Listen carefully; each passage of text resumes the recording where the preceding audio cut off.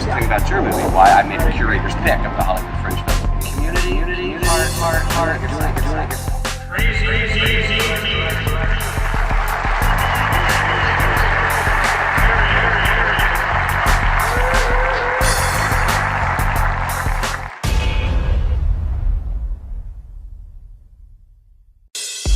This is another great episode of the Film Review. We are the husband and wife team. We are the husband and wife team. We are the husband and wife team. Stay tuned. We're the husband and wife team. I'm Crazy D. Tracey. And this is the Film Review. Stay tuned. We got a lot to talk about. We are the husband and wife team that review movies, music, culture, politics, and society. This is the Film Review. Movies, music, culture, politics, and society. We're the husband and wife team. I'm Crazy D. Tracey. And we review movies, music, culture, politics, and society. Sunday at 5:30 on Crazy on Dion page on Facebook. Live stream. The Film Review. Movies, music, culture, politics, and society. This is the Film Review. What's going on, people? This is another great installment of the Film Review. Movies, music, culture, politics, and society. We're the husband and wife team. I'm Crazy D. Tracey. And we review movies, music, culture, politics, and society. And do we have a great one for you tonight? Let's see what we're going to be talking about tonight, as we have an extensive list of things that we're going to be going through here tonight. As I start to populate, I'm going to populate before we get started. But let's just say that we're going to start with Ogyg. That is a new group that's out here. We're going to talk about that. We're going to talk about, of course,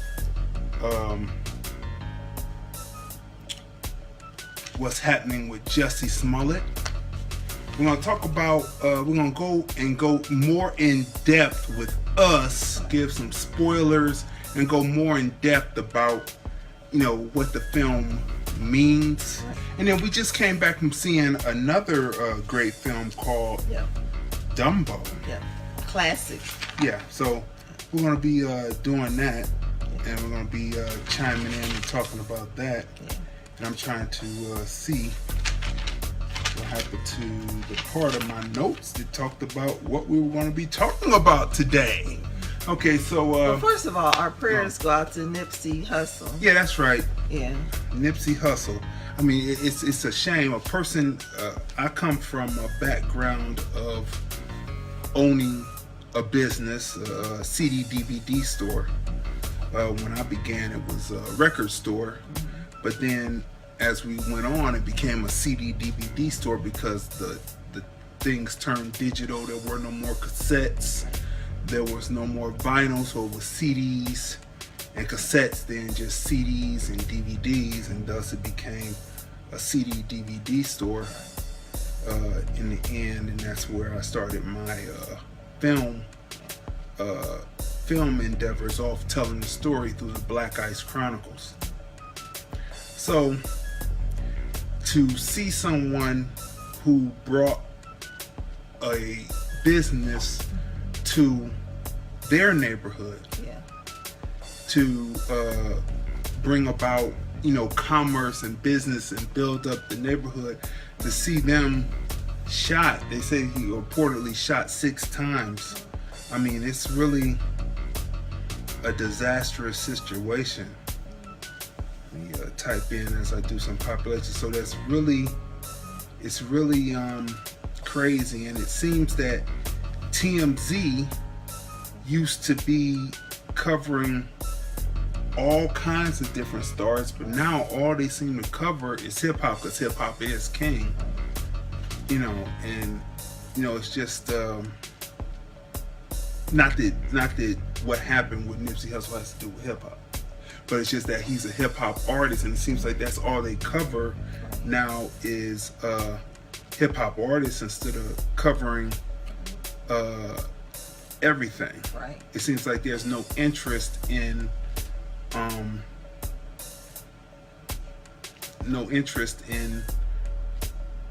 what's happening with anything else. So our prayers go out to him. It is it's a disastrous thing because we always thought about it. You know what I'm saying? As we were in the business, we always thought about, you know, what if something like that was to happen, how you would, you know, how people would react or what would be done. And so our prayers go out. I mean, it's shocking. All I could say was when I read it, I said, oh no. Because coming from starting out as a DJ, then going into hip hop music and then opening my store, you know what I mean, I could feel where he was coming from, you know, and what he was doing and how he was making a difference in the community that he came from. So, you know, so whatever it's about is not worth taking a person out that's doing good in the neighborhood. And that's what we'll say about that. So I'm going to be doing some population real quick. So how's your week been? Well, I'm under the weather now. Sinuses, allergy season. Oh yeah, sinus allergy. Usually, you know, whenever you see us on film, I'm usually wearing the mask because allergy season and sinus season around here is really year-round troublesome. Yeah, it's year-round and it's pretty troublesome around these parts here. Yeah, we'll say that real quick. So as I populate this, as we get started, the film review is on. So, did you see the NAACP awards last evening? Well, there was some fireworks, and there's some behind the scenes footage that came up with some kissing going on. We won't talk about that right now. But it seemed like some kissing was going on, but it seemed to me to be innocent. That was minor. Yeah, it was minor, and it was innocent. Yeah, so, you know, we'll say that. But the big piece that came out, it was quite a few, because it was probably one of the greatest NAACP awards that had been seen, because all the people were there. And shout out to Nikki Rich, right? Nikki Rich. She interviewed everybody on the red carpet, and she actually got an interview. But we'll get to that in a second. But she had interviews with various people. The film review is on, and you know, not only was that she did a great job. Excellent she did a great job. You know, and is really bringing the game of using the cell phone with microphone up to a brand new level. So we'll say that, you know, starting out from the top there. Now, did you see when Chris Rock came out? He was hilarious. Hilarious. Chris Rock came out and basically asked, what was Jussie Smollett doing? Not only did he say that, but he also said that the U was gone and it's just Jussie, not Jussie, but Jussie from now on. And he talked about light skin and curly hair and what he could do with that light skin and curly hair. He'd be running Hollywood, and then how it was a waste of how it's kind of like a play on a Paul Mooney joke. Yeah. When Paul Mooney talks about how sad he gets when he sees white homeless, because it's like it's just a perfectly good waste of white skin, because the society was made for you. And it's the same in the aspect of race and what is accepted walking into a room. You know, it's been said that it's more acceptable to have a lighter skinned person in the room, that they feel more comfortable with a lighter skinned person than they do a dark skinned person. But then lately I've seen somebody throw that on his ear, talking about how you know, most of the models, when you see the models, even though they've been telling you that all you see is white models, when you actually watch the runways, what you see are dark skinned models, are really in high demand in actuality. and that what you're the whole thing that they're showing you other than that is more like a zeitgeist that they're playing on you. So him using that, I mean, it was a throwback to that, and it was hilarious and it was good to see. And I was wondering where he got the who helped him write the jokes, if any. You know what I'm saying? Yeah. Because it was funny. And you know what I like about comedians, especially social comedians like him, is that when they hit the point, it is on point, and it delivers the social commentary strong. Paul Mooney does it. D.L. Hughley does it. Dave Chappelle does it. Right? And what else is comedy for but to go on ahead and give a social commentary to situations that most of the time wouldn't be able to be talked about because they're too much of a touchy subject. So when he comes out, he sets the joke up very well on the NAACP Awards. He comes out and he says, "They told me no Jussie Smollett jokes," and the audience chuckles, and that warms the audience up for what is coming. Beautiful, and he timed it very well. And he opens up with the light skin and curly hair joke first, right? And the audience goes crazy because, you know, everyone knows what people are up against in Hollywood who don't look like the people who produce most of the films in Hollywood. So that went over. And then he pauses for a minute to check the temperature of the room. And he chuckles a little bit. He says, "No, Jussie," and then he says, "That Jussie, no more you." And you comes out your name. Hilarious, people, and it puts the point across. And I swore that because we saw Nikki interviewing Jussie, but that was the day before, and it was at an event for the NAACP, and he was there, and I thought that he was in the building. But the report said that he wasn't there, but I thought he was there. They just didn't put the camera on him. But you got to be able to take that. So the CPD, it's funny because the Cleveland Police Department is CPD. It's really funny that you keep it, that Chicago PD, Cleveland PD, you know, the CPD. And so depending on which CPD you're talking about, you could get it confused. But anyway, the CPD is saying that Jussie Smollett owes them. Now when we first heard the report, that was Wednesday, right? But it came out on Monday, right? And he said he had about 7 days. So it should be due date.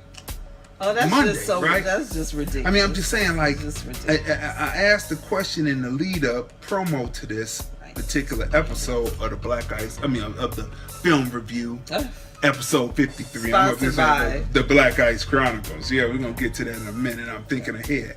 I asked, or what? The 16 counts were dropped.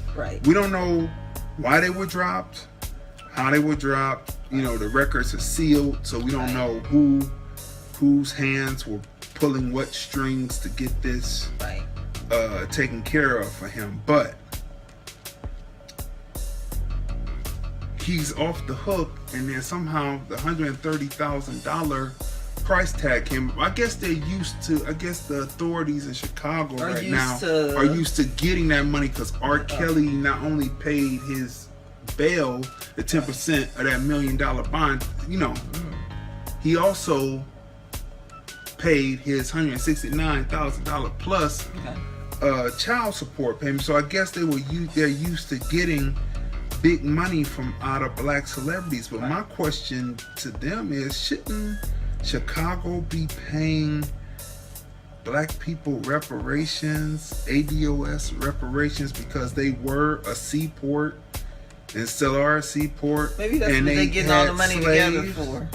Maybe, but why would we get money from our own people, right? Yeah. What's going Hi, on, IC Jones? We getting ready to come up. You haven't missed the thing yet. We're coming to review your music in a second. That's up. But right now we're on Jussie Smollett. If you have any thoughts on it, just type it in right there and we'll read it over the air. Everyone who's chiming in and watching, make sure, feel free to type in and comment, and we'll read the comments and correspond with you live on air. But anyway, so the Chicago PD wants him to refund for all of the manpower. Right. But it's funny how their manpower isn't there when Right. The manpower isn't there Right. when it comes to solving cases. In the black community. Right. When it comes to that, right? Like they have all kinds of surveillance. They knew when the Nigerians were coming back in the country, when they were leaving, when they were coming back, Right. all of that. They knew all of that, right? Right. My thing is, if you can know all that, wouldn't you know how to solve problems? Don't they have Big Brother on every corner? Yeah. Don't they have the devices where they hear a gunshot and they can pinpoint where the gunshot comes from? Right. But when it comes to people doing harm to black people in the black community, Right. the cameras seem to fail. Right. The systems that can detect gunshots seem not to go off. So, or what? What are they saying? We were watching what is his name? We were watching the Star Report. Oh, okay. Sorry. And he was like, are the CPD going to blow down on Jussie Smollett? Are they going to blow down on him? Maybe, possibly, saying something happens. Yeah. Are they? Hi, Hey, Miriam. what's going on, Marion Gibson? Right now we're talking about the Jussie Smollett situation. Yeah. But we also have the OGYC music review coming up, and we're going to get into how you too can get your music reviewed right here on the Film Review, as we start a new show called the Film Review Music that we would love to hear in film and in movies, Hollywood and independent. And this is what this is about, you know what I mean? So we're pushing on, and we're looking for music as well as videos, because it's going to be a video show, and Crazy D knows how to put a video show together. Hey, what's going on? For those who don't know, Miriam has a show on the radio station out here, the Black Run radio station out here, where she talks to different political figures that are making changes, pro and con, in the black community, especially surrounding the historic West Side. You know what I mean? What's good, y'all? Love the consistency for you two as couples. Thank you, sir. Thank you. We see what you and your wife are doing and what you're doing as far as the But God. You know what I mean? And we see that, and we're going to talk about that single in just a few seconds, but we're warming up with Jussie Smollett. But we're going to definitely talk about that single. I took notes, plus it's going to be typed up and put on the new blog for the Film Review. We're going to be talking about that too.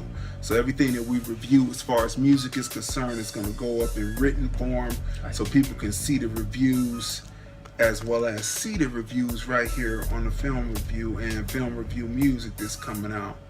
It's going to be more like 2 camera shoots, edited up with 4K, the things like that, showing the true ability of what Crazy D does with the camera and the editing bay. So we're going to talk about that. So what do you think about them charging Jussie Smollett, wanting to charge Jussie Smollett $130,000 for time and equipment and people? And What attorney was on CNN, and they also asked an analyst on MSNBC, was that a norm? Just like they asked his attorney, and they said, no, this is not normal to, to give a fine to someone, they said it was unprecedented. Unprecedented. So why they choose to, it's like spilt milk. It's like, okay, well, he wasn't charged, move on. So they're just like picking with him, but they need to just move on, move forward, focus on other cases, right? I'm sure there are plenty other cases that need to be solved and families who need help, as far as their loved ones. Now, when the superintendent Johnson came on, I said then I thought that was one of the best press conferences I've seen, because when European Americans are up there with these press conferences, it can many times be real milquetoast. Right. But he got up there, and I thought it was one of the best press conferences I had seen. But he was really thorough. Yeah, he was thorough. But then when he went on Good Morning America, I kind of jumped the shark a little. Right. And then turned into entertainment. He seemed to me then that it changed over to he wanted to be part of the celebrity. Right. And that's where he went a little bit askew. Right. And then when he went on Don Lemon's show, right, Don Lemon was kind of pushing at him. Yeah. And he kind of wilted to me just watching his demeanor. I was like, why is he going on? Right. Condolences to Phil Flowers too. I see him on my list. Condolences to the family and all that. Well. Who the loved ones left behind, and those who loved his music and his interpretation of music and the classics. Condolences to him. Wow, it's like seeing these. You know how people pass and you still see their pages up. Yeah. Miriam says they haven't found him guilty. So how, as they find him? Let's see. It's blown out of proportion. I agree. Let's see. What about reparations that we as Black Americans need to do? Right. Exactly. Right. Like they're taking money from the stars.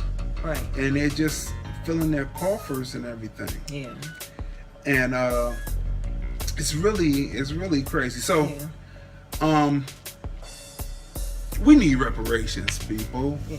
We need Chicago to hand over some money for all those black bodies that came through there during slavery, where there was no paycheck handed out. Artisans, skilled artisans that came over that were never compensated for helping to build the country. You know what I mean? And helping plant, bringing the seeds over to plant the crops that were the cash crops in this city. I mean, in this country, not just the city, but we're talking about Chicago now. So the superintendent, he seemed great, but now it seems like he's got egg on his face because they dropped the charges, and he's not built for entertainment. He's not built to be an entertainer or be in the spotlight. His job is to do his job, and I thought he was thorough. Like we agree on that. He was thorough, but then the thoroughness went away, and he got the stars in his eyes, right? Yeah. And the stars in the eyes can blind, and so he was blinded, and he was rear-ended. He was his apple cart was turned over because Jussie Smollett got away. Now, on previous episodes, we've talked about how Jussie was not talking about black people, ADOS, or black people in particular. He wasn't talking about that. He was talking about the LGBTQI, and now in the media they're putting an A on it. This acronym keeps getting longer and longer and longer and longer. So he was talking about LGBTQIA being able to fight back, and that's what he did it for. He happened to throw in a little thing about the noose and all that, and all that, but he was not talking about black people. So this is not a black thing, other than he happens to have melanin in his skin. And so why we would speak up about it is you're still attacking him and thinking you can get away with this because he's a melanated person. He's a black man, you know what I mean, in this situation, and that's really what it is. So we're gonna find out tomorrow what, or maybe Tuesday, depending on how it all goes down. We're gonna find out what the CPD and the authorities, the government in Chicago meant I forget now. Trump is involved, right? He wants the FBI to step in. But Rahm Emanuel wants Trump to fall back. Because if you get the FBI involved, then you're going to find out all the corruption. And then they may be paying out people indefinitely. Right. Because once those investigations go down, all kinds of things get uncovered. And being that Trump is a turncoat to the Democrats, he would love to upend Rahm Emanuel. And I don't even know why Rahm Emanuel decided to have a press conference on it. Why did he even jump in? Rest in heaven, Nipsey Hussle. Sad.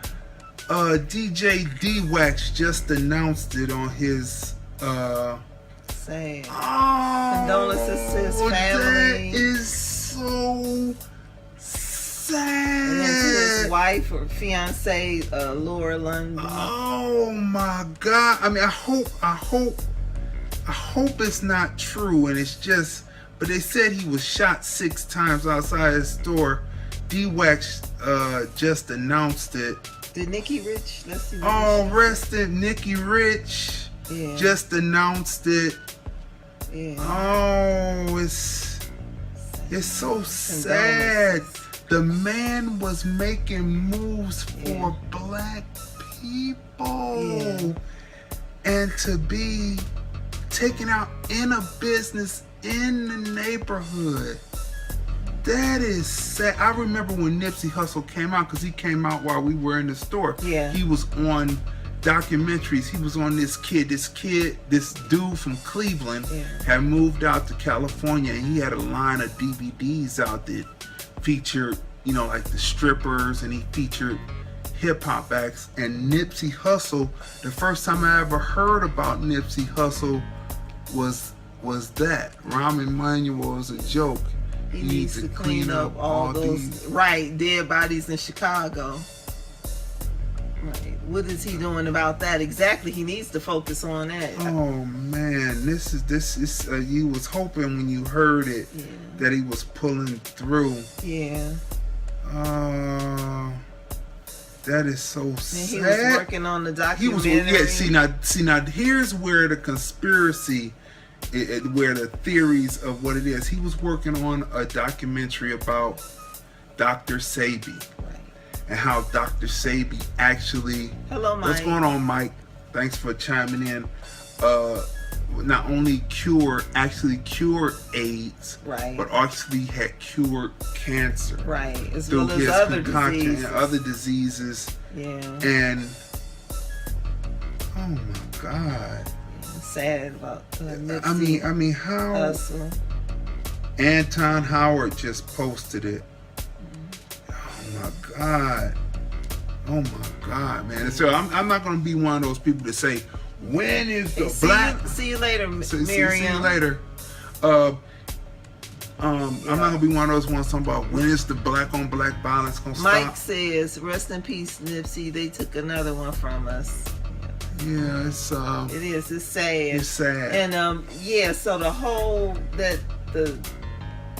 My thing is, he was working on the documentary. Hopefully it was finished, about Dr. Sebi. Who knows? But there were other doctors like Dr. Sebi who cured many people through herbs and, other just natural, no medication, flowers, plants, just natural. And a lot of those doctors, homeopathic doctors, many of them end up dead. They under strange circumstances. Many under strange circumstances. You know what? It is so sad because Nipsey Hussle was a self-made person. Yeah. Who do you know who could have a mixtape in this climate where people are bootlegging and be able to sell it for $100 a pop? Right. You know what I'm saying? Putting the value back into the music, because the music is the lifeblood. Mike says they mad he had the info and was going to put it out there. Exactly. That's my take on it. See, but it's not. Always remember, it's not what you know. It's what you can prove. Right. And because Nipsey Hussle has been in that same community for years, but as soon as he does his documentary. So we have to as a people stay safe. You know, I was alarmed because we're getting ready to, as we talk about music being the lifeblood. Right. We're gonna be reviewing Ogyg. You know what I'm saying? That is a Twin and IC Jones. They have a new record called Woke, and it alarmed me because IC Jones had actually videotaped after he had an experience where the LV MPD or the Las Vegas Metro Police Department blew down on him, saying that he was looked like a suspect, right? And went through and how the people acted, and you know, if you're not a calm individual, maybe they might just be able to blow down on you and make you react to the point where you would act or not be calm, or maybe my father give them an excuse in a community. That is called a police state in the black neighborhoods, right? And so when you're looking at that, and when we're talking about what happened to Nipsey Hussle, this is not what you know, it's what you can prove. But when people are doing good, it appears that it's no longer. Let's move forward, people. Let's leave. Let's go ahead. IC Jones says, "I cannot believe this." That's what I'm saying. It feels like it's crazy. It's like when people are doing good in the neighborhood, it seems like, let's move forward, people. We have to come from out of the 60s now, right? Because we're in the 2010s, getting ready to go into the 2020s. We have to leave that way. It is no longer called COINTELPRO. Right. Whatever it is working itself, and whenever people are doing good in the neighborhood, they're gonna find a way to make it seem like it's us doing it. Right.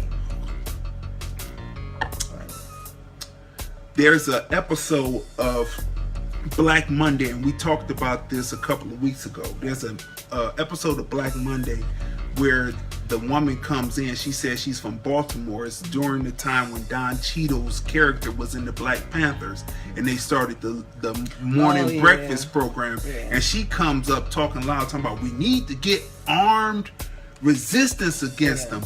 And in the end, when it's all said and done, she's found out to be an agent. Because when she first said it, I looked at my wife, I said, she's an agent. She's an agent talking about they need to be armed, right? And go and do armed resistance and actually do things to people. It's one thing to show the ability to have your right to carry a firearm. It's another thing to go in and plan to hijack and do all that to people. That is something that it automatically should put alarms up. So when she said that, I said she's an agent. So it's so easy for them to send people in to be agents against their own best interest, and then later they find themselves wiped out. That is so messed up, man. That is so sad. Speaking of lifeblood music, and speaking of people who are bringing a message to the people, and I'm gonna play a little bit of this because this is I can't believe it. Miles Lowe just posted. I can't believe this. A man full of life gone. But Ogyg, let me pause this for a minute. Now, let me pause it before I start. Look at this.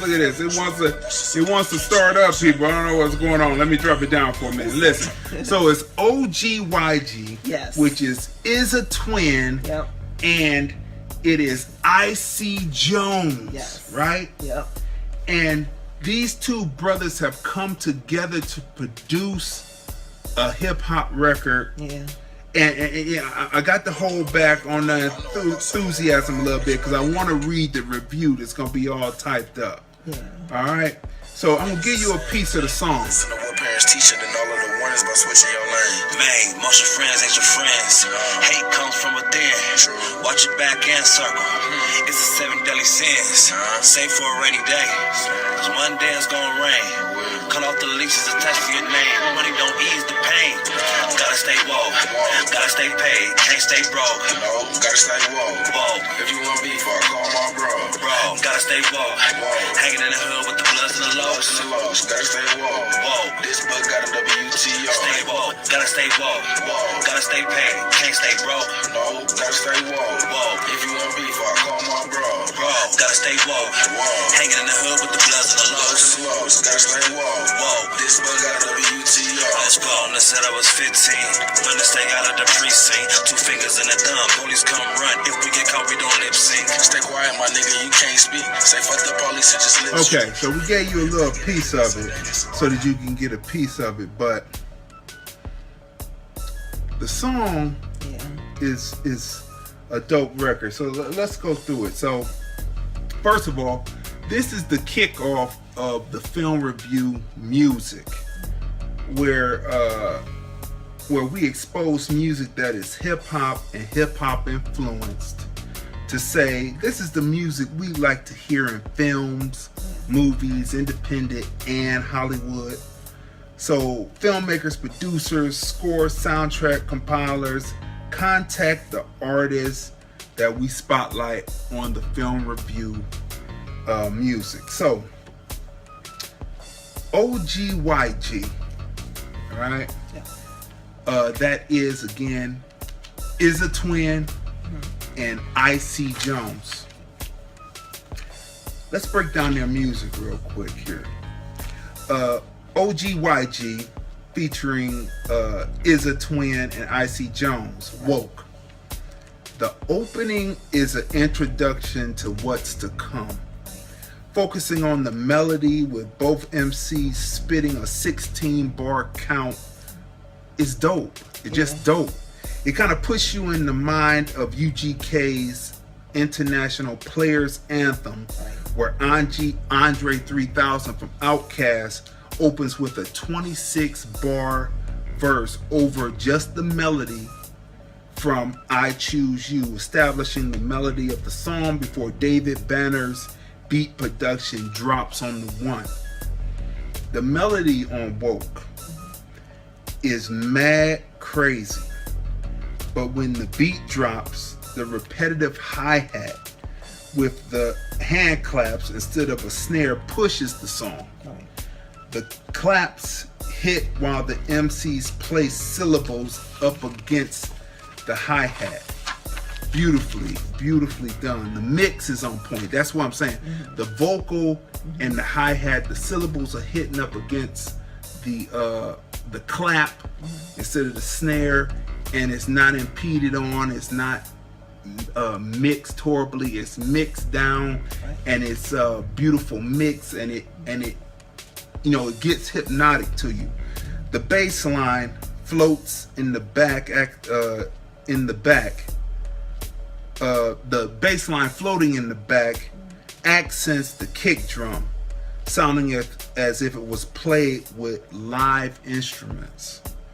The greatness of the song is how the producer chose to make the bridge the bed the MCs flow their collaborative verses in, giving the illusion the song is being played by musicians.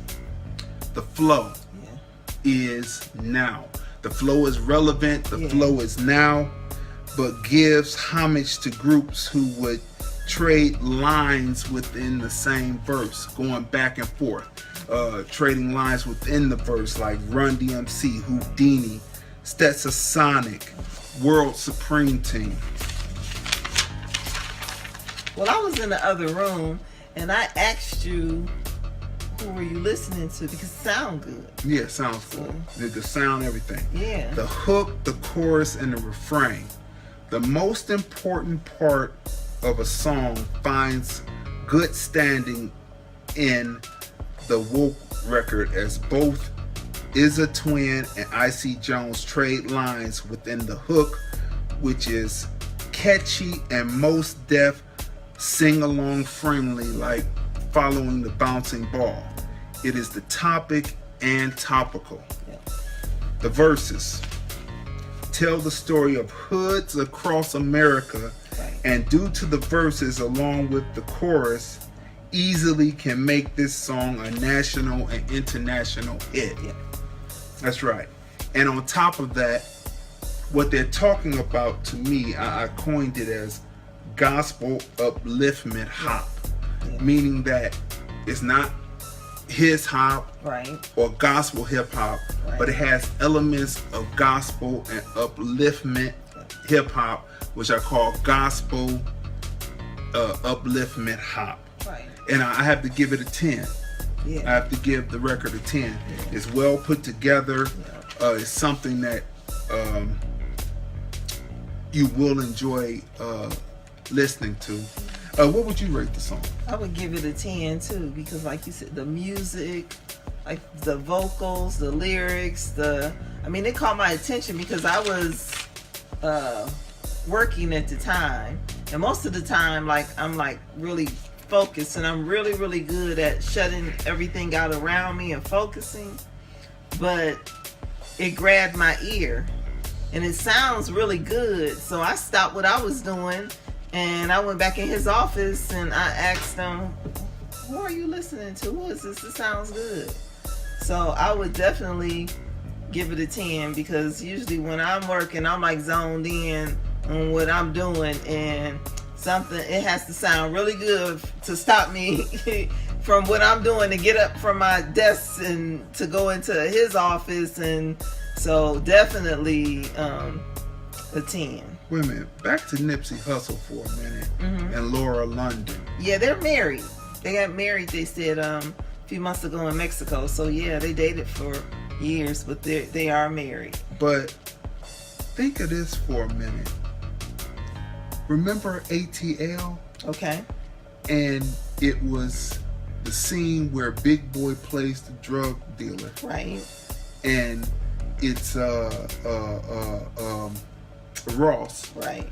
As the brother of T.I. Right. And then Laura London is walking through the hospital in her little Ugg slippers, not knowing, in the Ugg wintry boots, not knowing who actually got shot. Right. Remember that? Yeah. This is like life imitating art. Imitating art instead of art imitating life. It's really weird.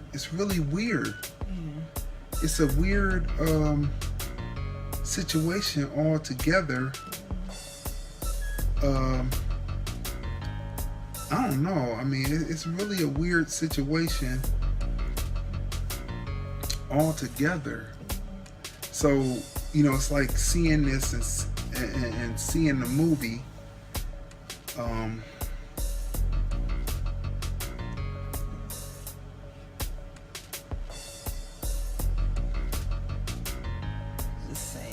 Yeah, it is.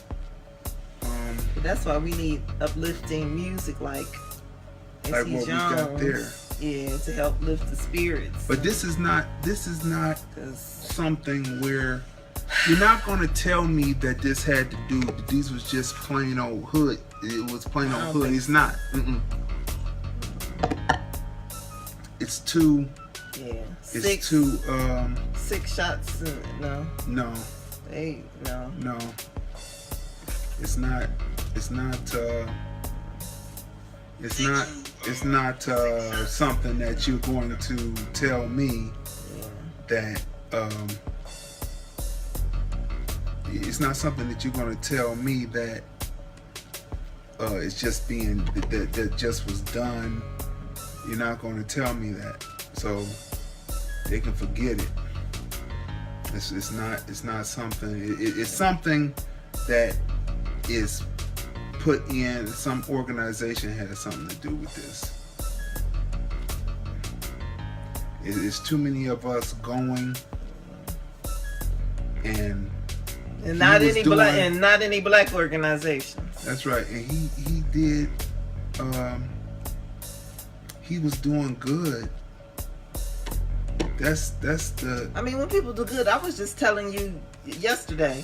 What did I say about 21 Savage? I said as soon as he starts talking about this financial planning program that he wants to, put together for children. Not even put together. He was actually working on it. Like it's in action. Financially helping children, educating them with their finances.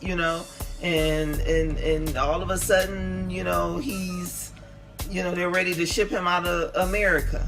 Now, if he was still doing whatever, he was doing and not thinking about, educating, black youth as far as, finances and business, and as soon as he does something positive, they're ready to ship him out the country. So, I mean. All right, people. So as the people start to come in, as we continue to populate, we just heard the sad news that Nipsey Hussle passed from this plane. And condolences to his wife and children, his entire family. To the people who he was trying to bring something to the whole diaspora. Yeah. And we were talking about the lifeblood of movies, and music being the lifeblood and all of it. And we just finished reviewing Ogyg. Make sure you check that out on the replay. Ogyg is Icy Jones and is a twin. And their song is relevant. And it's right there in today, and actually what's going on, what we're talking about today with the passing of Nipsey Hussle is right there, man. It's sad. I mean, it's a sad situation when people are doing good, and it's just sad. And meanwhile, people who are doing dirt are still walking around. People who have done dirt to black people are still walking around. People who, the Zimmermans and all those, but yet you can find. Oh my gosh, the woman who told that lie. What's the last name? With Russell, who told the lie on in Chicago. The young man. On the man. His name now because of this. Yeah. Take time. You can look it up. It's sad because I'm thinking about the Nipsey Hussle. And, but I mean, it's just a sad occurrence. Emmett Till. Oh yeah. She's still alive. The woman who told that lie. And never charged. Which was the cause of his murder. Right. Torturous murder. And this woman, she's still alive. So. I mean, it's weird. It's weird, Yeah. But prayers go up again. Yeah. To sad. To everyone involved. Saw his interview not too long ago. They did an excellent interview on Ism Radio Sure with did. Nipsey Hussle. So I was watching a lot of the excellent. videos on YouTube where he was in the restaurant talking about rebuilding Yeah, the Crenshaw community, yeah. and this happens. They don't want them. They don't want you to they do don't nothing want it. good or positive. And or- just think, the person who is the fall guy who does it is going to be the one that they catch. That's going to do the time. It's going to be. yeah, they gonna pin it on something. It's just like how you have the Palestinians, or you have any of the other Islamic groups. Like since Trump has been in office, everything has been quiet, right? But it seems like, not that I'm saying anything about either party or favoring either party, but we just observing. But when the Democrats get in to power, all of a sudden these different groups are riled up, and when you come out and years later you find out that there's a certain government organization that's involved in riling them up, and then how do they feel that they were nothing but fall guys for something that another government wanted done? Thus they put people in to infiltrate the neighborhoods, to do things that are just plain old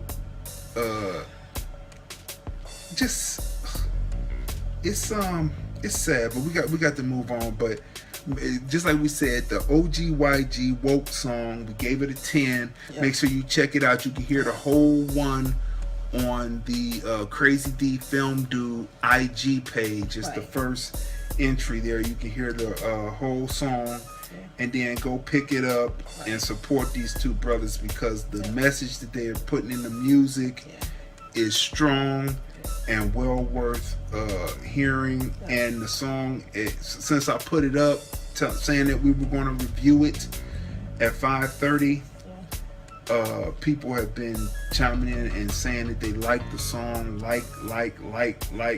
So the song is a hit. And that's what I go by. I go by what the people say. I don't go by what programmers say on radio stations. I don't go by what haters say that they boy do it up the street. I just put it out there and let the people decide. And then when the people decide, they usually decide that it's pounding and that it's a hit. And that's usually what it is. So now, after being in retail for over 15 years, you do pick up a really great ear for music. Yeah. And so this is great music. Plus, we were in music before. Right. Being a DJ and breaking hits. You know what I mean? So that's what sets the whole thing apart about everything that we're doing. Let me tell you something. The radio show. Yeah, we had radio before.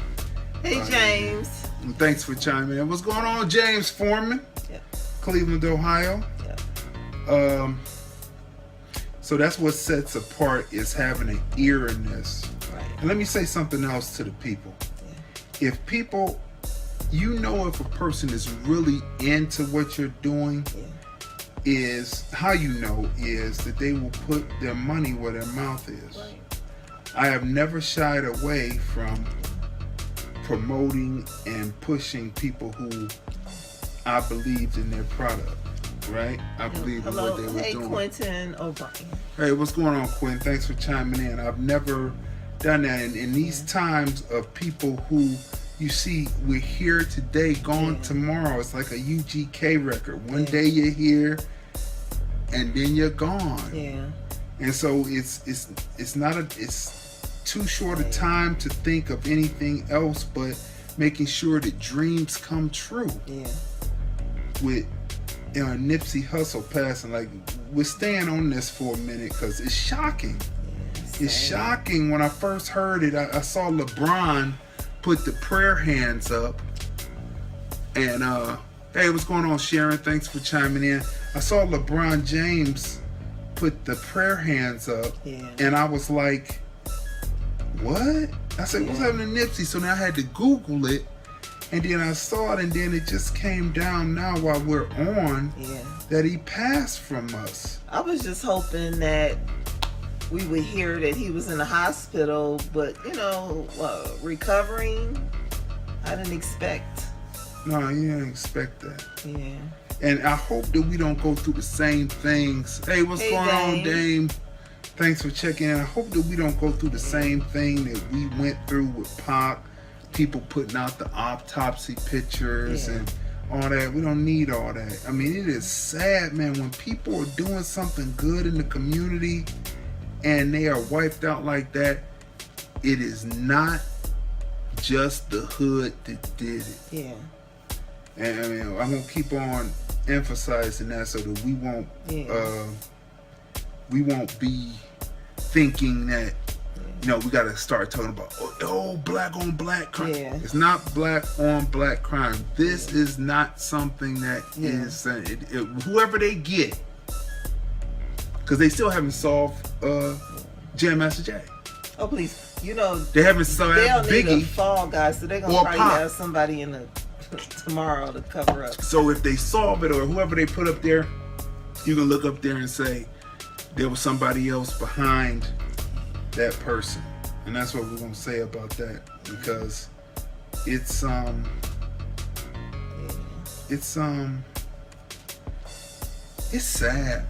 Yeah. It's sad just to lose it.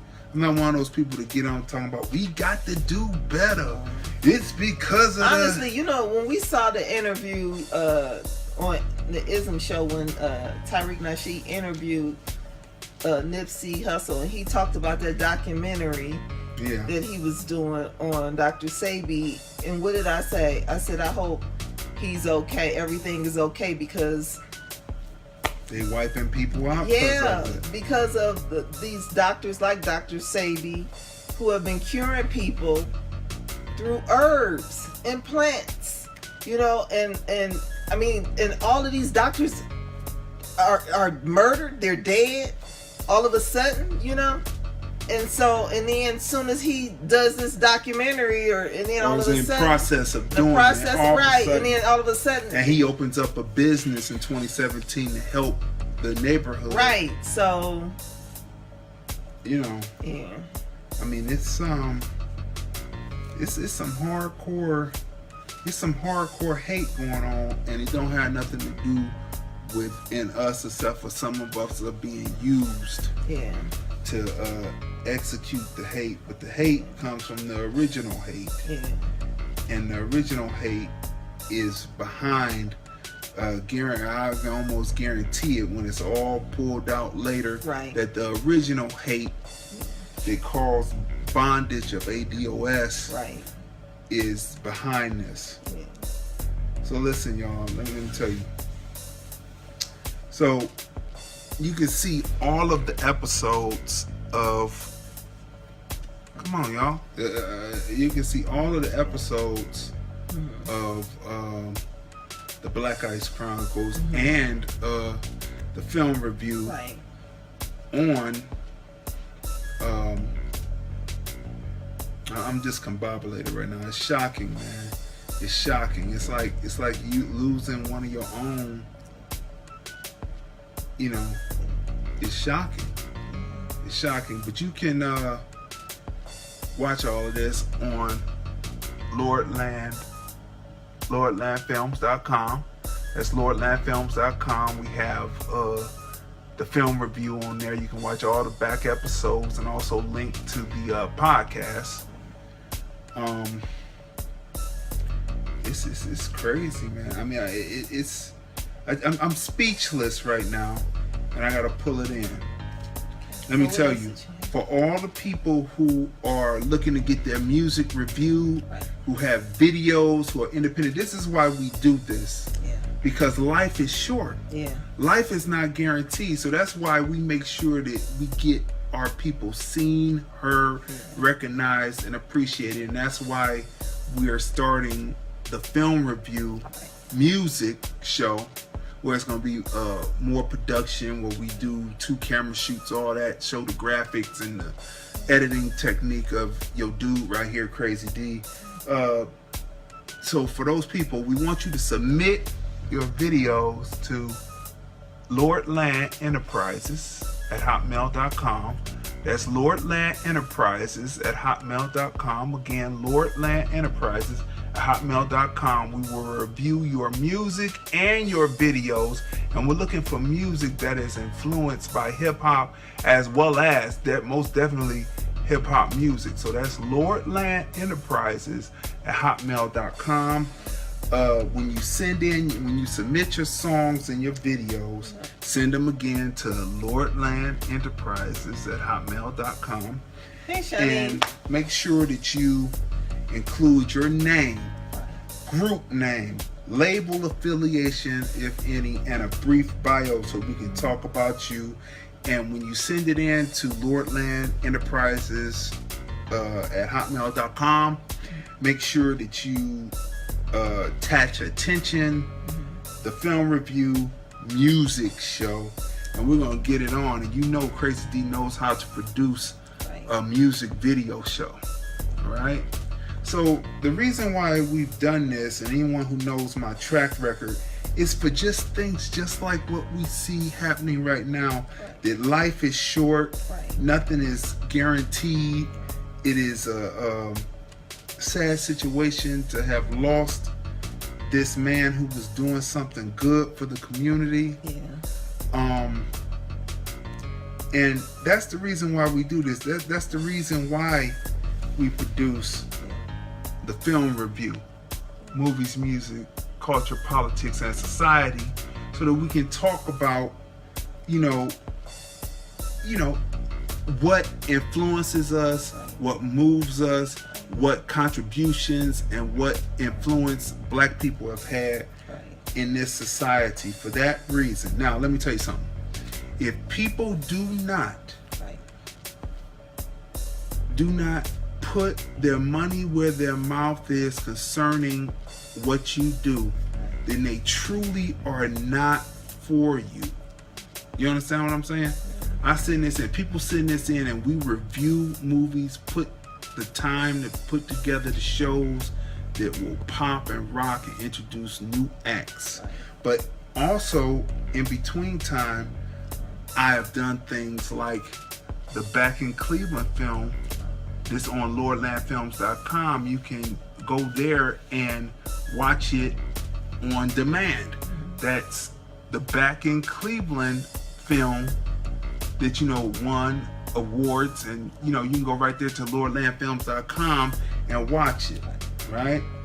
Also, a few years ago, we're coming up on the 4-year anniversary of that particular film and the Comedy Grind, right? So this is a poster that I designed, which going on the 4th year anniversary, where it talked about Back in Cleveland DVD and the Comedy Grind DVD, where when I first landed in Las Vegas, you know, I love comedy, right? And like we were just talking about how Chris Rock had the right temperature, knew the temperature in the room, and was able to deliver. So I love comedy. So I, you know, invested in 4 comics, gave them copies to sell, so they could get money in their pockets and everything to move. And so if people don't put their money where their mouth is, then they're really not for you. And the last support your local artists. That's right. Comedians. And just last Father's Day. Father's Day is in June. Correct? Right? Mother's Day is in May. Last Father's Day, I went and filmed Miss Diva. Right? I took that and said the date. I said it was coming out August 1st, 2018. It came out August 1st, 2018, just like I said, mastered, excellent picture, mastered sound, pounds. You can hear the audio on YouTube. It's called Diva's Comedy. You search it out. She plays her father, and she also does the stand-up with herself. It's about an hour long. You can hear it on Tidal. You can get it on iTunes, Apple Music, Right. Amazon. You can see it, hear it on YouTube, and you can purchase the on-demand video on LordlandFilms.com on Vimeo. And since then, she has gone on, and now she has a radio show Right. that's getting ready to come up in April. And she's hilarious. She reminds me kind of like the spirit of Mom's Mabley, like That's right. Red Fox. That's like, right, Blue Comedy. Yeah. That's right. So Yeah. in the aspect of doing it, Yeah. when we do things, and anybody can tell you from way back, Dame Diz, if he's still watching, he can tell you, you know what I'm saying, that the person took them into the studio. Right. He has told me that I was the first one to take them in the studio, take them seriously, take them in the studio and produce something that when people listen to it still today, they say, this is what influenced me to go on ahead and start rapping, because the lyrics, it still sounds as good as when it first came out. Right. And so this is why we do this, people. We don't do this for an ego trip. We don't do this just to be talking. We do this because, shoot, man, we got something to say as a people, and we're here to do that. So make sure you get your music in. We just gave you Lordland Enterprises at hotmail.com. Right. Include your name, your group name, label affiliation, and brief bio so we can talk about your music like we talked about Ogyg, which is a Twin, and Icy Jones with their song called Woke, which you can hear the full joint on my Crazy D Film Dude IG page. It's incredible work, and we want to expose all of these because we want to expose all of the acts and make sure that you get into films that hear your music, even if it's playing in the background, you get it. All right. So now, as we move on now, you know, because we were kind of thrown off with the news. Yeah, with Nipsey Right. Hussle. Yeah, So fast. let's take a look About at the film. let's take a look at us. We're gonna take Oh, another. We're gonna take gosh. another look at us. Another breakdown of that. How many of those are there? Yeah. How many of those gosh. are there? But you know, Too many. we have to go back and take a look at it. And you know, this time We we're did gonna give- review the film. Yeah, we reviewed the film, but you know, we didn't give spoilers because we wanted you to get out there To see and do it. that. But one of the major arguments that's being talked about now Right. is that somehow the male figure, the father in it, is somehow a weak or a punk or something like that.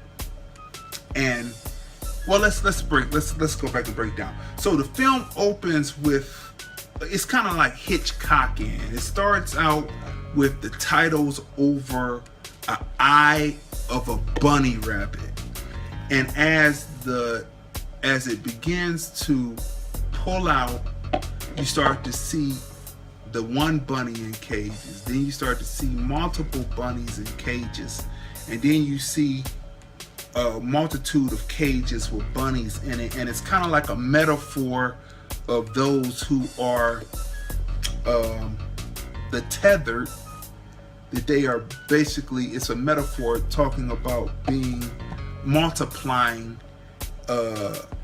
pretty much encaged and against your will. So it's a metaphor about the tethered. Right. Okay, so the tethered are underneath in this underground. If you haven't facility. seen the movie, don't. Yeah. If you haven't seen the movie, you know what I'm saying.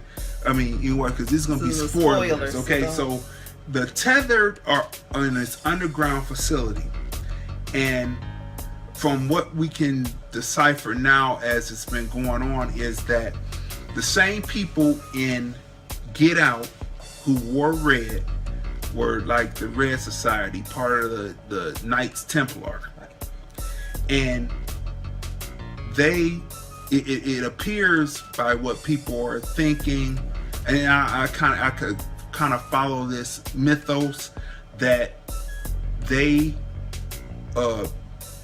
came up with the tethered idea of copying black people or just copying people in general, and then being able to go into their bodies, but they found that they couldn't control it, so they abandoned that. So it's not really a government situation, but they abandoned it, and they found that if you use just a little bit to keep a little bit of the person's personality for the mobile system to keep the nervous system running, you can then insert another person's consciousness on top of that person's consciousness in the brain. And that is what it is. But so they're underneath and they're attached to people above ground. Now, when us first came out, even we thought that it was going to be a continuation on the same thought pattern as Get Out, where it would be a race movie, right? But as the movie goes on, so as they pull out and they show the rabbits, then they cut to the family in the car. The wife is asleep. The man is driving. He's playing some kind of strange classical or something music, and she wakes up and she and you can see that she's not too with it, and she changes the station and 5 on it comes on, and this is where you're introduced to the family. She was asleep.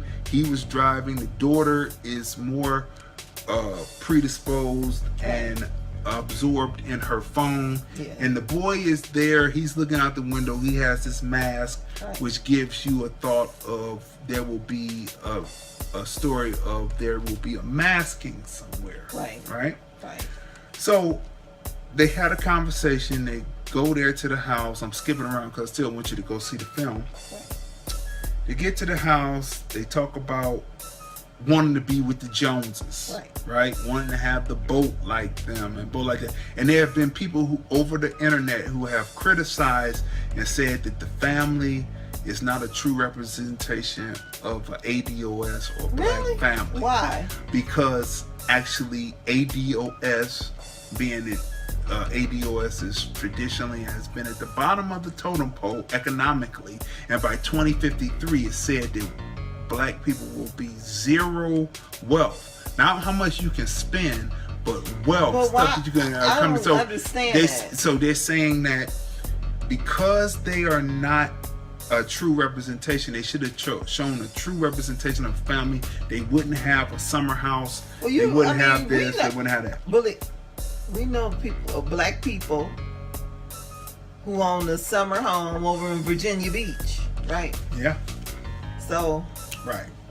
So they said that this is not realistic, and that they should have told the story. And they even questioned Jordan Peele because his mother is white, and they even questioned if he could even tell a story about a situation about a black family because he comes from a different situation, and because he grew up in Manhattan, he wouldn't be able to relate to, and that's why this family can't relate. But I thought he had just done Get Out, and Get Out was a good movie, and everybody praised it, and they talked about the secret symbolism of everything, and they loved it. And then he grew up in Manhattan, but still, he's still a black man that deals with racism in this country. Right. So some of that don't follow. I mean, what doesn't follow is just like. And then the person that we know that has the summer home over in Virginia Beach is a hard-working American. This isn't even a wealthy person. This is just a hard-working family who owns a. I mean, so it's not uncommon. I think that could happen, right? But they talk about the wealth and saying that the wealth ain't there, so they should have been different, and that he can't really tell it right. Okay. No, I don't believe that. Okay, so. People thought when they heard the word U.S., us, that it was going to be another Get Out. But he had already said in writings that he was going to write a story that didn't have anything to do with race other than the family, the main protagonist and the main family being a black family on screen, right? And so as we were sitting down, we were watching it, and the different things were happening. And initially, I was like, "This is nothing but a horror movie," which was a breath of fresh air. Yeah. Like, you watch movies, like we as black people, period, watch movies with a racial not racial, but with race in mind. When the black person dies in the first 5 minutes, Right. or the black person in 20 minutes of the film gets the most brutalist death possible. And that's where Quentin Tarantino turns that on his ear in Django. Right.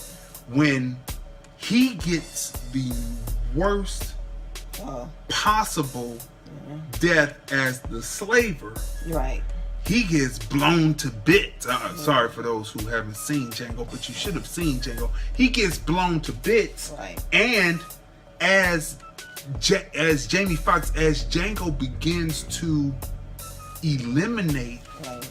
the European American enemy to his freedom and his wife's freedom, they are experiencing some of the most brutalist death on film that you could ever see. So he actually turns the table on that, right? Just to put a little preface in though, the new film that's coming out about the stuntman is starring Brad Pitt and Leonardo DiCaprio. Right. There's a scene where they show Bruce Lee, Right. and the guy that he got to be Bruce Lee is a ringer, Jack. But it's Brad Pitt, and it appears from the trailer that Brad Pitt and the Bruce Lee character, Brad Pitt's character, and the Bruce Lee character get into a fight. But Bruce Lee said, "If I kill you, then I could." Then he said, "Well, if anyone kills anybody, they go and they get into a fight." And it appears that the stuntman is getting the best of Bruce. Now, I wonder what Bruce Lee's daughter, who is in control of his image, will feel about that, seeing her father when her father didn't lose fights. Right. And for Quentin Tarantino, who has used Bruce Lee imagery, Right. used the tracksuit, used Kill Bill. the 1-inch punch, Right. to then turn around and show Bruce Lee as a character that is cocky. Like that's a through line that his daughter says never was true about Bruce Lee, that he was never a cocky individual, but he's playing him as a cocky individual, and they're going to show him take a loss. So from the trailer, that's what it looks like he's going to take a loss against a Western stuntman, right? And not to mention that Bruce Lee's idea was stolen by apparently stolen by people when he had an idea about a person walking through the West, and then next thing you know, Kung Fu comes out when they told him he was too Asian to be on TV, and the people wouldn't accept him. The reason why they canceled Green Hornet, Green Hornet, he was kicking. But anyway, so that's just a little side view there of talking about how images can be taken and then distorted, but these are the same people who say they love you, but they will take your image and destroy it. So I wonder what his daughter feels about that, but that's their problem. Back to our problem. Now back to That's right, back to us. Right. So when we're looking at images, so they're there, and then she's apprehensive because different coincidences are happening. She wants to not go to the beach because something happens when she's a little girl, when she's at the beach, and she sees herself in this house of mirrors, right? Hey, what's going on, Nathan Scott? Hey, Thanks Nathan. for checking in. If you don't know, Nathan Scott is in a couple of different episodes of the Black Ice Chronicles. He plays a detective in one, and he plays a love interest in You and Sam. He plays that, and then in Silence he plays the detective, and he also has his own travel booking agency. So check out that, and check out him. You can see all that on lordlandfilms.com. It's how I work with people, you know what I mean? So anyway, they are going through, right? And so there's different coincidences happening. They go to the beach, and the son goes to the lab, it goes to the restroom, you know what I mean, and all that, and then the mother is upset or whatever, and then she says she feels like somebody's coming, and then it doesn't take long for the setup. It's like 10 minutes for the setup, Right. dramatic need, boom, boom, boom. Next thing you know, there they are standing at the top of the driveway. Now, this is where people have problems with Winston Duke's character as the father. He came through. But yeah, they have, because he goes out there. Now, Right. what I say is, if you're a person Right. and you didn't come up in a certain environment where you have to be on 100 all the time, Right. you wouldn't necessarily be prepared for seeing 4 people coming up, standing at the top of your diary. You talk, then you go back, get a bat, you come back out there, Right. and then if what people missed was Red, Right. which is the doppelganger of Lupita? Lupita's character, Mm-hmm. this above ground. She goes, and they all dissipate and start to move, and Right. then he goes back into the house Right. and he locks the door and said we should call the police. So they say they'd be 14 Oh my minutes gosh, did away. they ever show up in the film? Well, but at all? but you find out why in the film, because it was Oh, yeah, something they that was was a dealing loose with other end. issues. It was like a loose That's end, true. and you would be like, Yeah. well, how come they didn't come? So Right. anyway, so he's there, and somehow they realize that there's a key under the mat, and the doppelganger goes in and starts to turn the key. So he's there trying to hold the door. Right. Doppelganger takes the bat and smacks him in his leg, and he damages his leg. He falls down, and then they go through there in the living room and they talk, and then her doppelganger tells the story about so long ago, and then she tells him to run, and then so he goes out there. So this is where people say, well, if it had been me, when they came down there, I would have been swinging. I would have been swinging the bat and everything. And I say this. I say, when you become a husband and then you become a parent,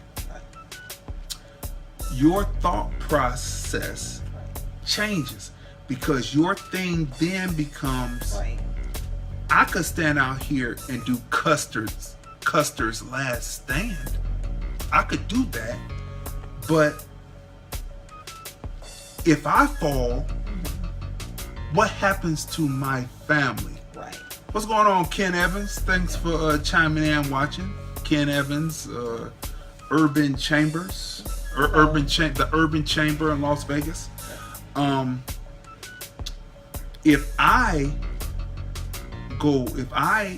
fall like Custer's Last Stand, then what's going to happen to my family? So his thought process to me was, I will go and be with my family and be able to be around, to be able to be a protector if possible. And I'm not going to just swing for the rafters with the baseball bat, Right.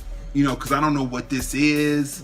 Well, you know he what I'm did a saying? great job in protecting his family. Right. So he's injured, Right. and they sit there. So his doppelganger puts him out, Okay. puts back to chin, and puts him out cold. Right? Next time you see him, he's in a boat with a plastic bag. Oh, yeah. Doppelganger getting ready to tie something around him to Where he sink thought. him in the lake that's Right. there. Sink him in the lake. So he pulls the bag apart and he looks, and then he acts like he's out, and the doppelganger doesn't notice. And so he then goes and he's able to get the boat started and knock the doppelganger off in the water, right? And so at the same time, something happens and he ends up in the water. But at the same time, the daughter runs. She's a track star, but what you see is whatever the person above ground is weak in, Right. the person underground is strong in. So she was the daughter above ground. She was good at running, Right. but she was late. She wanted to be more on the social media situation. But the doppelganger, she was Speedy Gonzalez, so to speak, right? Well, they had some type of power anyway. Like the doppelgangers were able to move quickly. I mean, She was able to move quickly. Then you had the boy and his double in the closet. Right. And they're doing what they doing, but so that's what I mean, supernatural. Okay. I mean, they were evil, so they had these supernatural. Well, they had a supernatural part, but it's only one thing though. They had mostly brawn, right? Yeah, above ground. No, underground.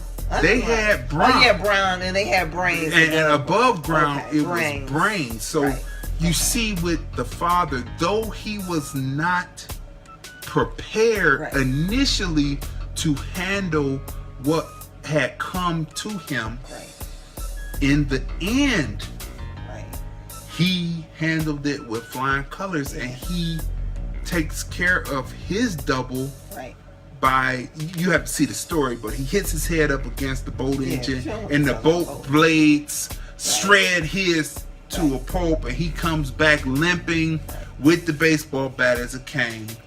And as they go through, you know what I'm saying, he's able to take the boat back, get his family, and drive off, leaving the other three so there. So what is your view is? My view is this, that he was strong. Okay. And the reason why he was strong was because he not only had brawn, he was strong to a point, but he had brains. And this is what you see in this picture. So the daughter takes her doppelganger out, because doppelganger is stabbing the windshield, and she turns on the windshield wipers. Doppelganger got to release the knife for a minute because the knife is sticking in the glass of the windshield. And then she turns on the windshield wipers. Then she jams on the brakes, puts the doppelganger into the forest, into the tree where she expires, right? So you see another example of brain over brawn. Right. Then you go and you see the little boy, and the little boy knowing that his double, that they're tethered to them, he raises his hand and helps and leads his double into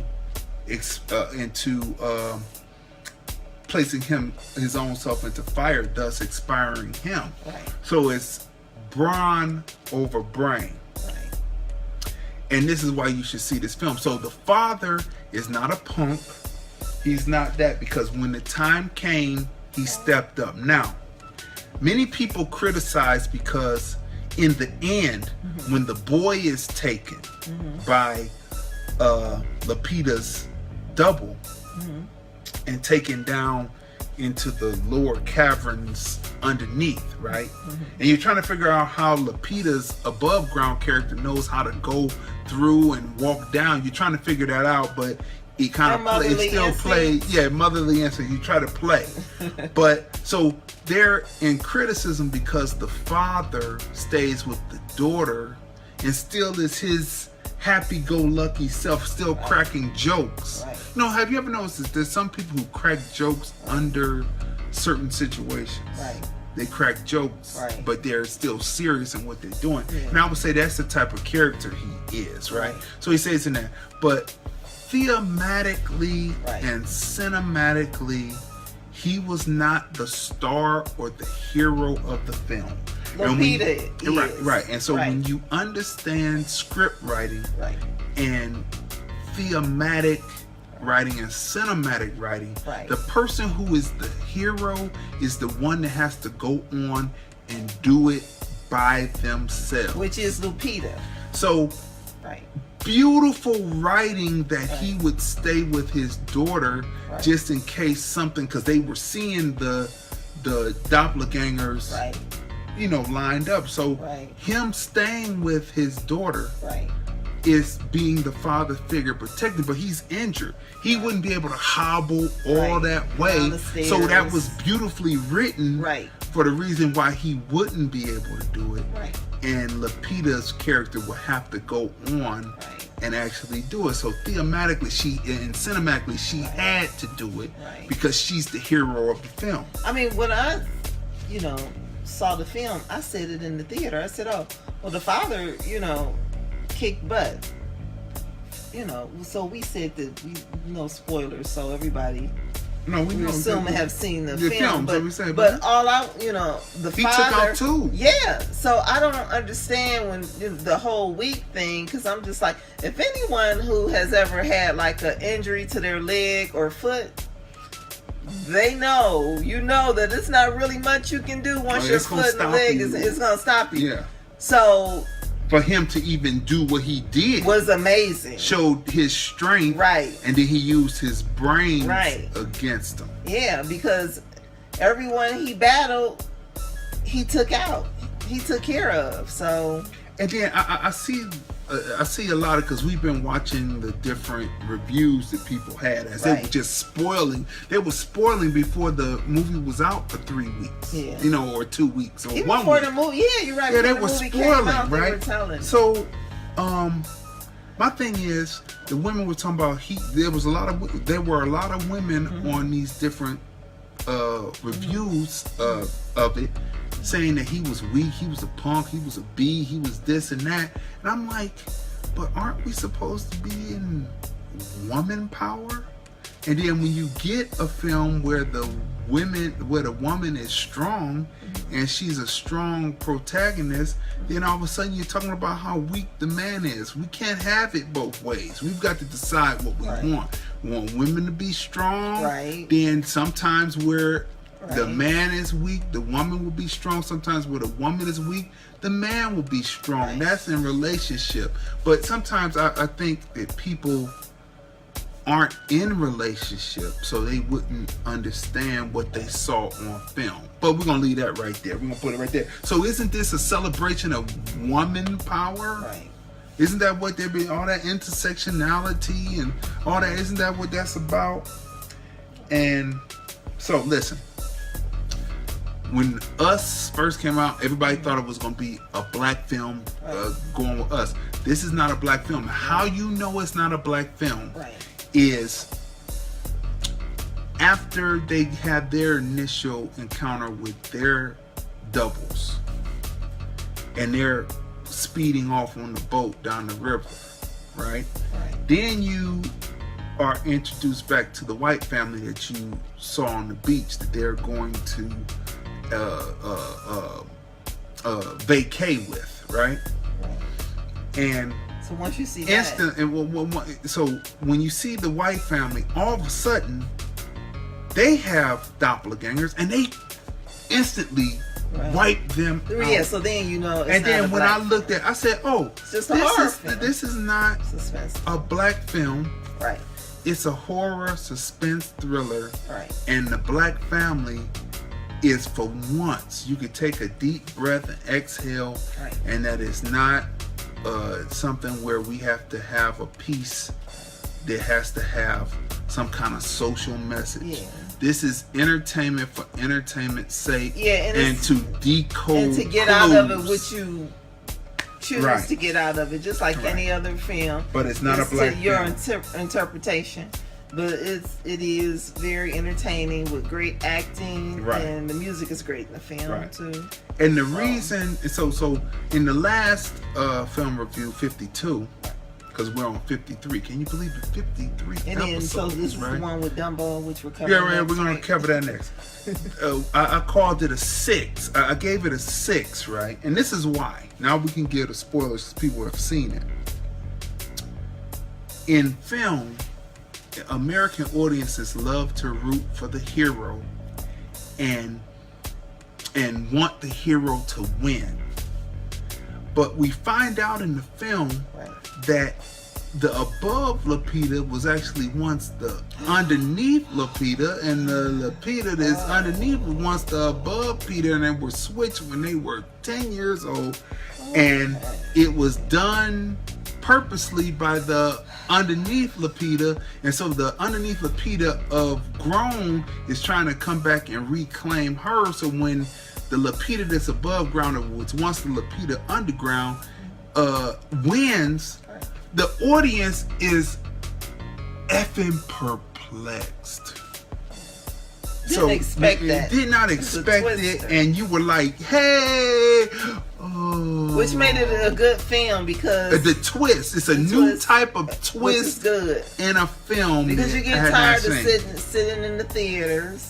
You get tired of knowing what the outcome is going to be before it even happens. Right. I mean, so good writing because I did not expect. Did not that. expect it to happen. So that's why I gave it a 6, because audiences won't necessarily be ready for that. Right. Right.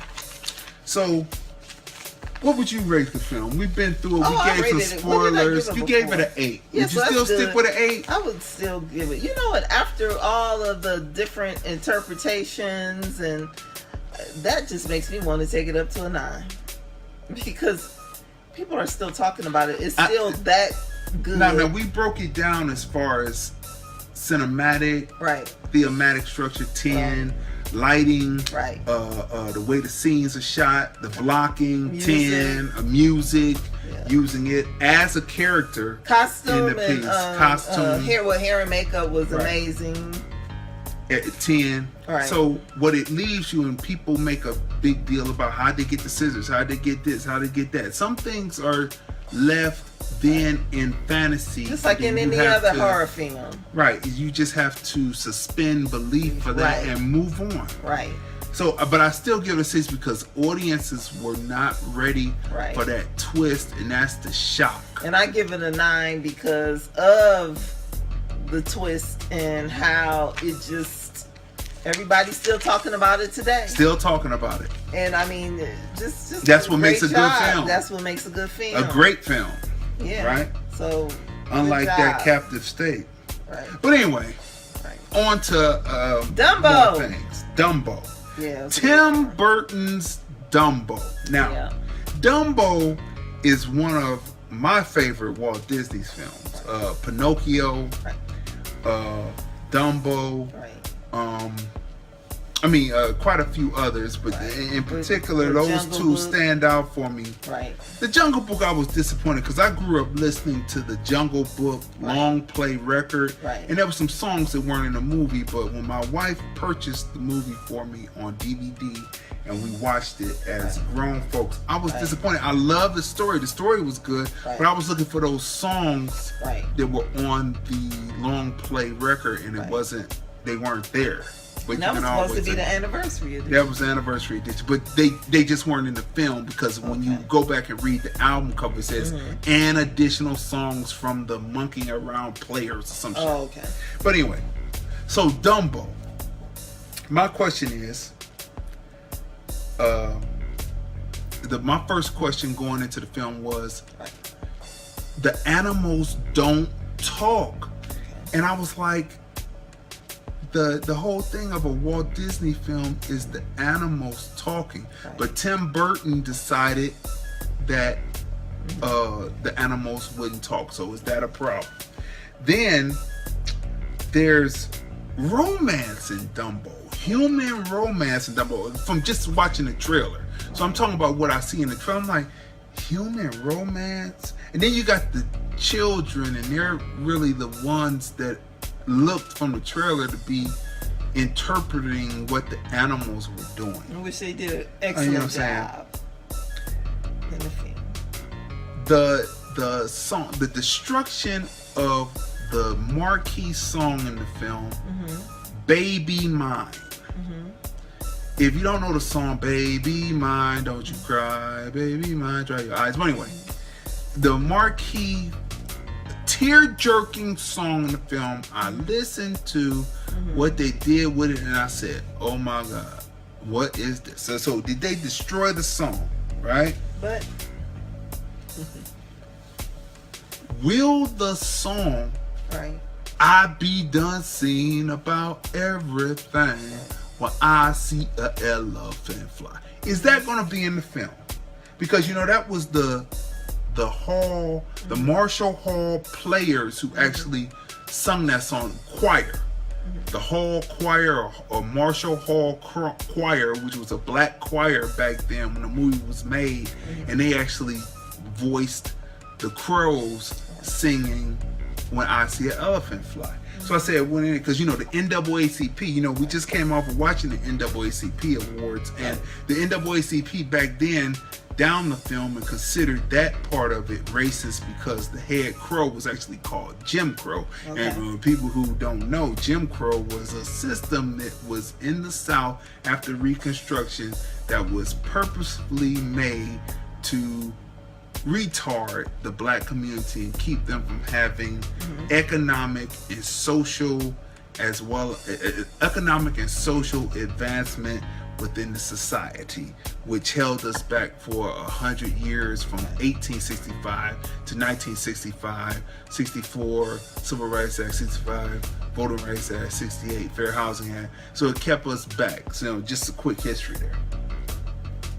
So they said that was racist. So are the black birds going to be in the film? That's what I asked. Because me listening to it and knowing the history of it and knowing that the people actually sung the song, and they were actually black artists that sung the song, just like Song of the South with Uncle Remus. He was an established actor, but he died at 47. NAACP killed that film, thus and so killing his acting career. Right.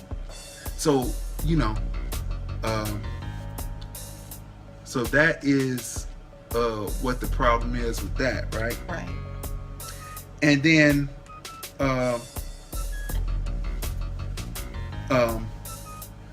was it a destruction of a classic?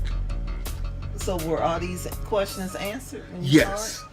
So Dumbo opens up, right. You see it, you understand it, you see it as a great piece. Right. All the questions were answered, and you should go see this film. Right.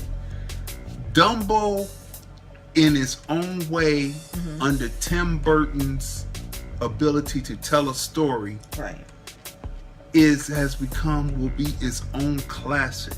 Yeah. Well, first of all, the cast. Colin Farrell was in it. He was excellent.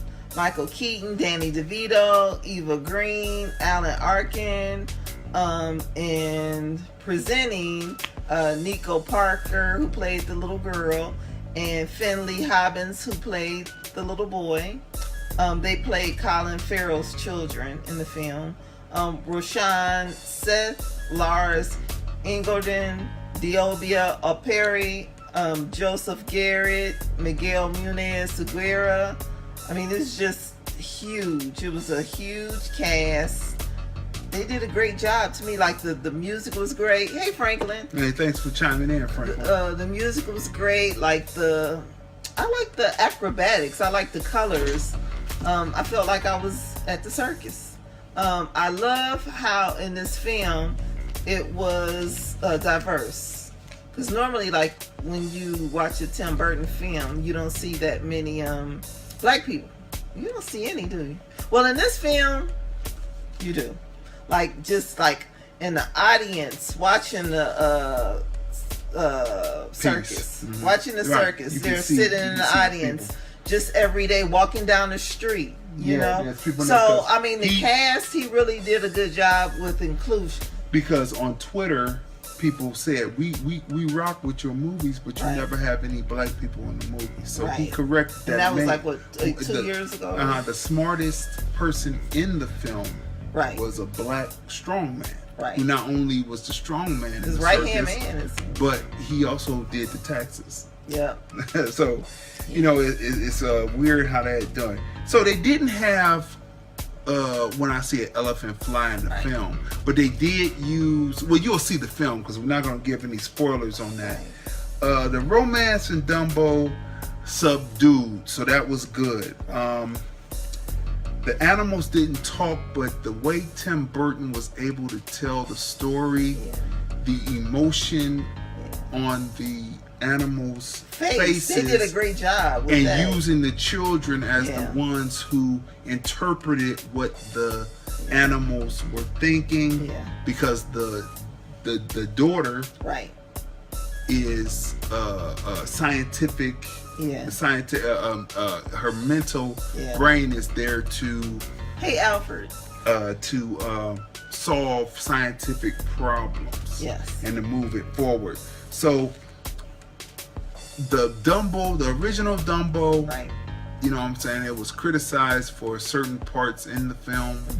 You know, that's water on the bridge, so we're not going to rate that one. But the new Dumbo, what would you give that rating on the new Dumbo? The new Dumbo, it was good. I would give it an 8. 8. It was entertaining. I'm gonna give it a 10. Okay. And I'm gonna tell you why. The filming, the way they told the story. Yeah. The only thing that I didn't like in the film, which we can't really talk about, is what happens to the person who owns the larger amusement park, I'll say. Right. And was it necessary, or did he do enough evilness to warrant what happens? And that's what I'll say to that.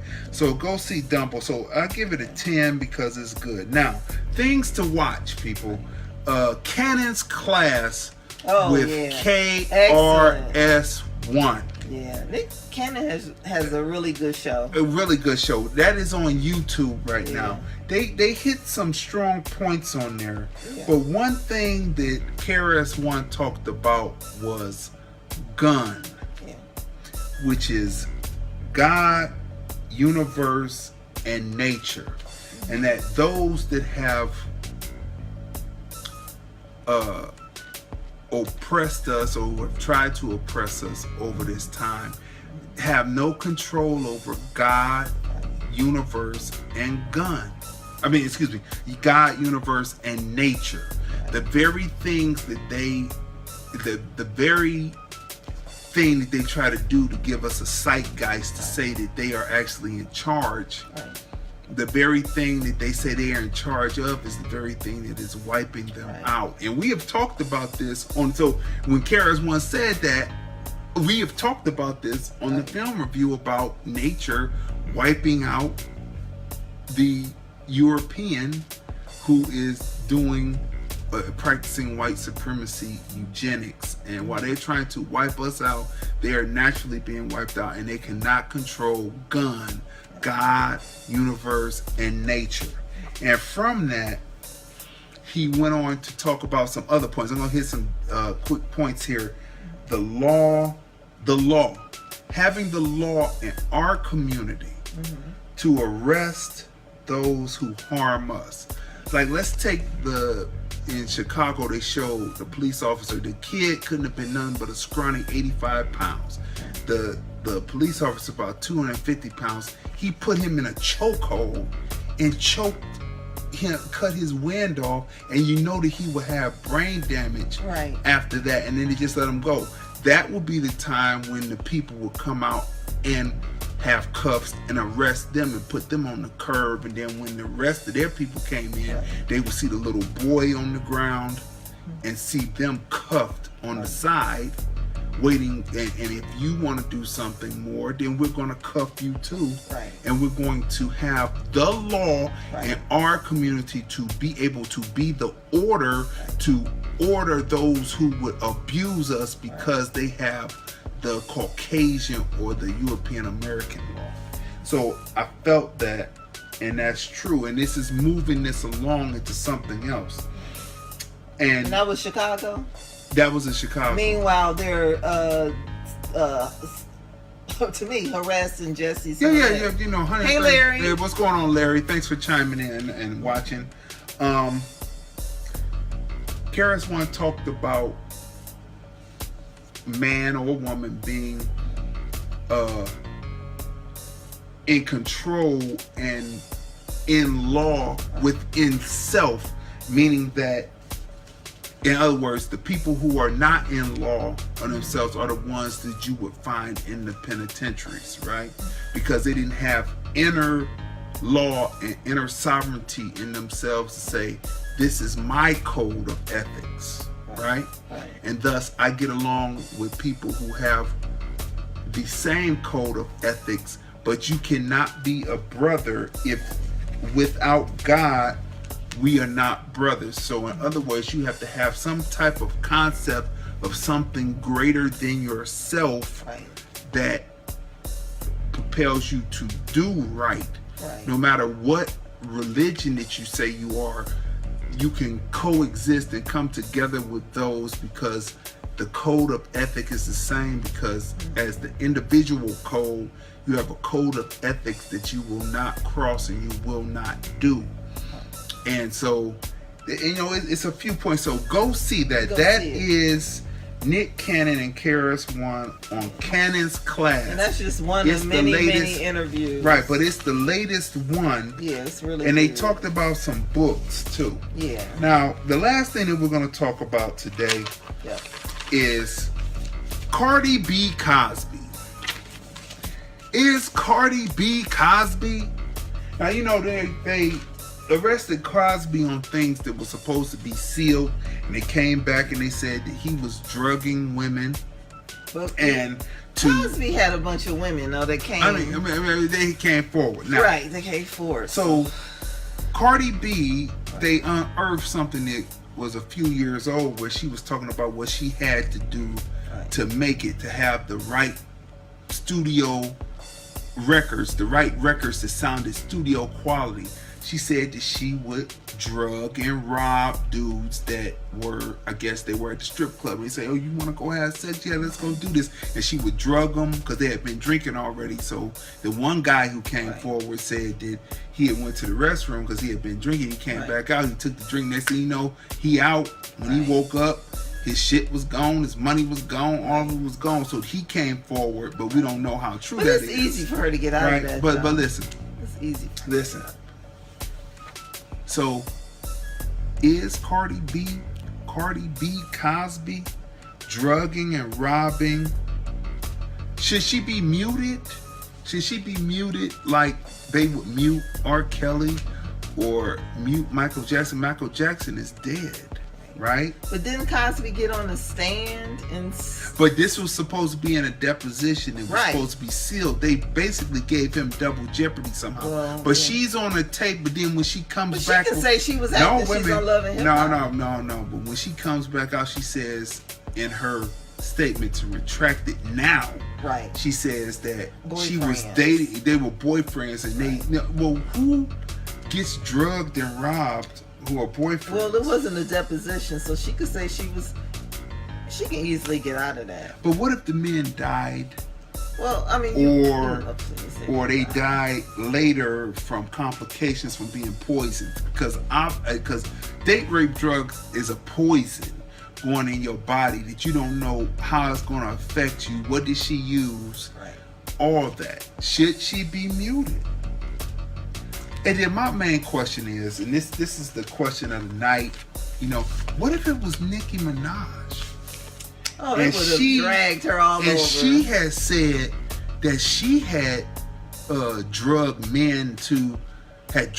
and robbed men to get the money. It's a double go to the standard. pawn shop, pawn off shit, get the money to go to the studio to get the top quality sound, to be able to have records that are recognizable and in the quality that DJs and everybody else wanted. Like, when does it cease? When do people? I even heard them on the Breakfast Club, and I watched the Breakfast Club, but it was like, Envy was like, wasn't that a while ago? But you know what? And then isn't that a while ago? It doesn't matter when it was. It happened. The Breakfast Club. See, don't you like the politics behind all of that, right? So doesn't Angela Yee, right? She said that on the Breakfast Club, she works with the labels, right?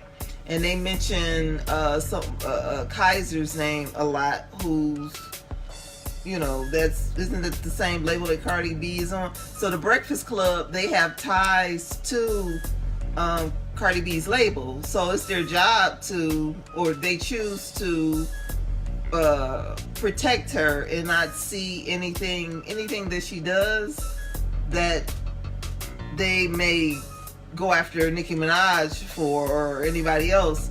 They're not going to do that with her because of their ties to the record label. Plus, what's his name? Birdman. They still pissed at him. So, I mean, because you remember, is it over Birdman coming up I think. there? Well, and no, I think sunning that's the Charlamagne? I think that's the reason why the Breakfast Club.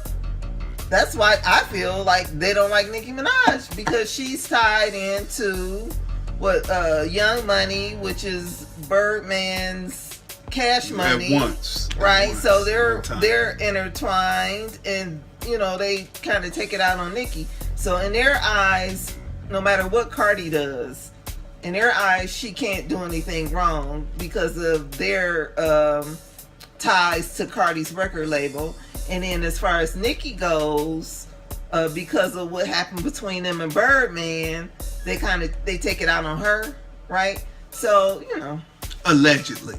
my opinion.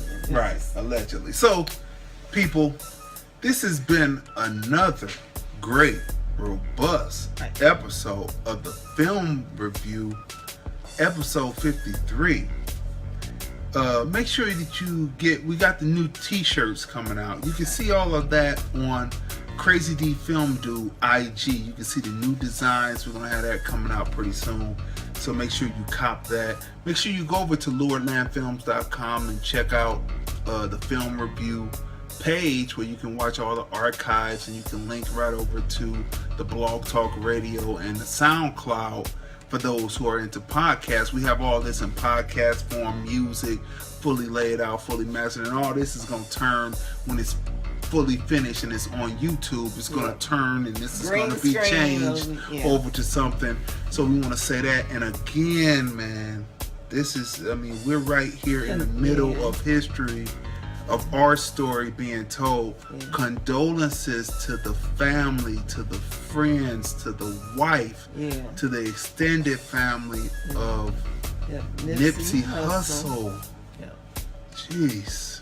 So again, you've been watching the Film Review, movies, music, culture, politics, and society. I'm Crazy D. I'm Tracey.